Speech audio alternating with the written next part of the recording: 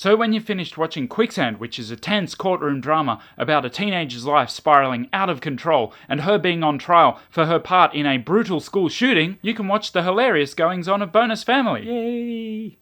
Hi guys, I'm Lamont. Welcome to the Reykjavik Review. I specialise in reviewing foreign series and movies, especially European series and movies, and especially Nordic things, hence the name. I said in my review of Quicksand that it's a great series for Swedish learners, and I stand by that, but I think I've found a better one. Bonusfamiljen, aka Bonus Family, is entirely in Swedish, and it's a sitcom that makes a nice change from terrorist threats, dismembered bodies, and people speaking Danish. Ooh. Get on with it! Instead, it concerns a not entirely ordinary Stockholm family, which has at its centre a de facto couple, Lisa and Patrick, both their exes who are not in relationships, but who share custody of the 3 children, that is, 2 boys around 10 years old who are now stepbrothers, and their 15-year-old sister.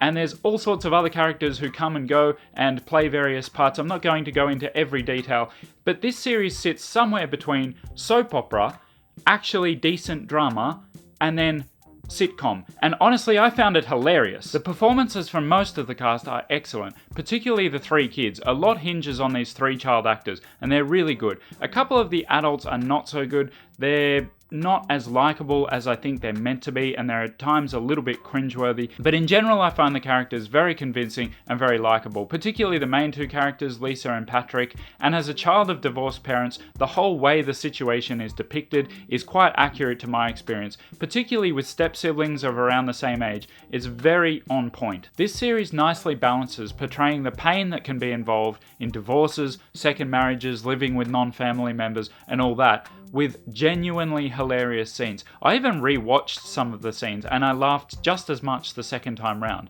But the series never goes so far as to pretend that this is great for everyone. It does go to some effort to depict how difficult this can be, especially for the children. That's not to say that it goes so far as to be critical of this kind of arrangement. It doesn't do that, but it does at least show that this isn't a perfect situation for anyone involved. One thing I will say about the comedy though is that a lot of it depends on timing and delivery, as with a lot of good comedy, and subtitles can tend to reduce that because they tend to preempt the line that is coming up, so you can actually read it before it's said. I don't expect it to be a big problem because I watched this in Swedish without subtitles, so it meant I couldn't understand absolutely everything, but I still thought it was really funny. With the subtitles, you should actually be able to understand a little bit more than I did, so I think it should be fine. I'm just letting you know.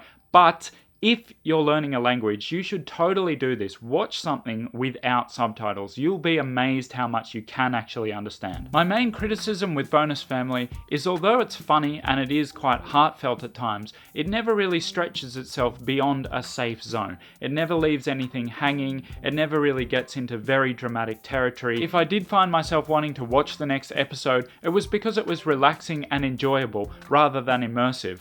Myself, I much prefer immersion. I want to occupy the same world that the characters occupy. I want to be fully involved in that process. And this series just doesn't give you that. As a result, it actually took me a couple of weeks to watch this series right through. Even though it's only 10 episodes, I would honestly just forget it was there. There are also some characters that feel a little bit forced. There are 2 therapists, for example, who are husband and wife, and the scenes which contain both them and our main characters, they're funny, they're definitely worth having. But there are some scenes which just contain the therapists, and they feel more like the writers trying to be witty, they feel quite forced, they're just not that good. I'll be taking a break from Swedish stuff for a little while, but when I come back to it, I will let you know what I think of seasons 2 and 3, but whether or not you're learning Swedish, I do recommend you check out Bonusfamiljen on Netflix. It's very fun, it's very fresh, it's not at all what I was expecting, and it's packed with good performances, so it gets the nod from me. What about you? Have you seen it? I'd honestly be amazed if more than about 9 people outside of Sweden have watched this series, so if you have, definitely let me know. Guys, if you're new here, what I do is discuss foreign language series as well as the languages they're in, so subscribe for more reviews just like this one, as well as tips and tricks on learning foreign languages.